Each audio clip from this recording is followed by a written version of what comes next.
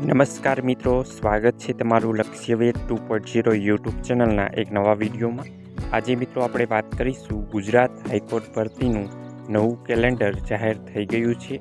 તેમાં ડીવાયએસઓની પોસ્ટ છે, જેમાં ડીવાયએસઓ કેવી રીતે બની શકાય તેની સંપૂર્ણ માહિતી આપણે આ વિડીયોમાં જોવાના છીએ. મિત્રો, વિડીયોના અંત સુધી જોડાયેલા રહી. સૌ પ્રથમ મિત્રો વાત કરીએ તો આજના વિડીયોમાં આપણે શું જોવાના છીએ તેની વાત કરીએ તો ડીવાયએસઓનું કામ અને પગાર શું હોય છે, લાયકાત અને ઉંમર શું રાખવામાં આવેલી છે, પ્રમોશન અને ભવિષ્ય આમાં શું રહેલું છે, પસંદગી પ્રક્રિયા અને સિલેબસ શું હોય છે તેની સંપૂર્ણ વિગતવાર આપણે માહિતી આપણે આ વિડીયોમાં જોવાના છીએ. તો મિત્રો, આપણી યુટ્યુબ ચેનલ પર નવા હોય તો ચેનલને સબસ્ક્રાઈબ કરી દેજો, જેથી કરીને તમને આવી જ અવનવી માહિતી મળતી રહે. મિત્રો, ડીવાયએસઓની ખાલી જગ્યાઓની વાત કરીએ તો ઘણા ઉમેદવારો જીપીએસસીમાં સિલેક્ટ થયા હોવાથી હાઈકોર્ટમાં ડીવાયએસઓની નવી જગ્યાઓ ખાલી પડી છે. ભરતીની સાયકલ અગાઉ 2022 અને 2024માં ભરતી આવી હતી, એટલે નવી ભરતી 2026માં ઘણી જગ્યાઓ ખાલી પડી છે. આગામી નોટિફિકેશન 30 એપ્રિલ બાદ એટલે કે મે મહિનામાં આસપાસ નવી ભરતી આવવાની પૂરેપૂરી સંભાવના છે. મિત્રો, સરકારી નોકરી મેળવવા માટે 2026નું નવું વર્ષ તમારો સુવર્ણ સમય છે. હવે મિત્રો જાણીશું હાઈકોર્ટ એટલે કે ડીવાયએસઓનું કામ શું હોય છે. તો મિત્રો, આ ડેપ્યુટી સેક્શન ઓફિસર તરીકે તમને આમાં પોસ્ટ મળે છે. કોર્ટની ફાઇલો અને ડોક્યુમેન્ટ્સ સંભાળવાના હોય છે. ઓફિશિયલ ડ્રાફ્ટિંગ અને કોર્ટ રેકોર્ડ જાળવવાના હોય છે. કોર્ટની લીગલ પ્રોસેસમાં જરૂરી આસિસ્ટન્ટનું આપવાનું હોય છે અને જજને મદદ કરી કેસ રિલેટેડ શેડ્યુલિંગ એટલે કે ટાઈમ ટેબલ તમારે આમાં નક્કી કરવાનું હોય છે. આગળ મિત્રો, પગાર ધોરણ અને અન્ય મળતી સુવિધાઓની વાત કરીએ તો ₹70,000 સુધી તમને આમાં પગાર મળવાપાત્ર છે. અને આ સિવાય તમને આમાં 8મું પગાર પંચ હાઈકોર્ટમાં સૌથી પહેલાં લાગુ થશે, એટલે ફિક્સ પેની પદ્ધતિ નથી.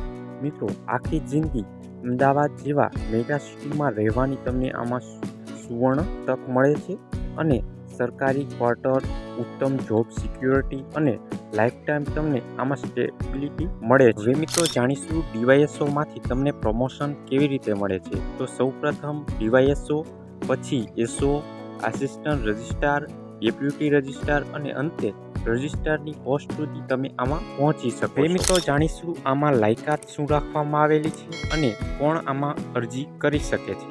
તો આમાં સ્નાતક એટલે કે ગ્રેજ્યુએશન તમે કરેલું હોવું જોઈએ. કોઈ પણ સ્ટ્રીમમાં ગ્રેજ્યુએટ હોવા જોઈએ. બીએ, બીકોમ, બીએસસી ગમે તે તમે ગ્રેજ્યુએશન કરેલું હોવું જોઈએ. અને કમ્પ્યુટરનું જ્ઞાન, બેઝિક નોલેજ તમારી પાસે હોવું જોઈએ. અને અંગ્રેજી અને ગુજરાતી ભાષા લખતા, વાંચતા અને બોલતા આવડતી હોવી જોઈએ. આગળ મિત્રો, પસંદગી પ્રક્રિયાની વાત કરીએ તો આમાં 2 સ્ટેજમાં પરીક્ષા લેવામાં આવે છે, પ્રિલિમ્સ અને મેન્સ. પ્રિલિમ્સ માત્ર ફિલ્ટર હોય છે, એટલે કે તેમાં MCQ 100 ગુણ, 90 મિનિટ અને 0.33 નેગેટિવ માર્કિંગ હોય છે. અને સ્ટેજ 2 મેન્સ એટલે કે ફાઇનલ મેરિટના આધારે હોય છે. MCQ 100 ગુણ અને 120 મિનિટ આપવામાં આવે છે અને 0.33 નેગેટિવ માર્કિંગ રાખવામાં આવ્યું છે. ખાસ નોંધ કે મિત્રો, આખું પેપર આમાં અંગ્રેજીમાં જ આવે છે. ડીવાયએસઓની પરીક્ષા ગુજરાતીમાં આવતી નથી. તમામ વિષયોની તૈયારી અંગ્રેજીના માધ્યમમાં જ કરવી પડે છે. પેપરનું લેવલ SSC અનુસાર જ હોય છે. અને મિત્રો, જો તમે આમાં તૈયારી કરવા માગતા હોય તો આમાં ખૂબ જ ઓછી હરીફાઈ હોય છે.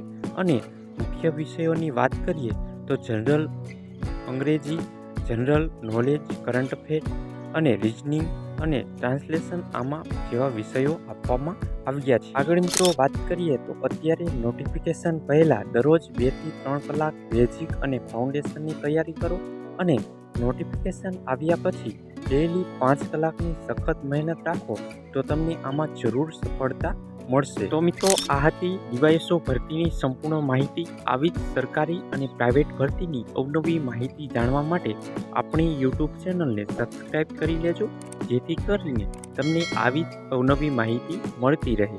અને મિત્રો, ઝડપી અપડેટ અને મટીરિયલ માટે આપણી ટેલિગ્રામ ચેનલમાં જોઈન થઈ શકો છો. ટેલિગ્રામ ચેનલની લિંક વિડીયોની નીચે કમેન્ટ બોક્સમાં આપેલી છે. મિત્રો, વિડીયો પસંદ આવ્યો હોય તો વિડીયોને લાઈક કરજો અને નીચે આપેલા લાઈકના બટનને ક્લિક કરી વિડીયોને સ્કોર આપજો, જેથી કરીને અમે તમારી માટે આવી જ અવનવી માહિતી લાવી શકીએ. મળીએ એક નવા વિડીયો સાથે. ત્યાં સુધી જય હિન્દ, જય ભારત.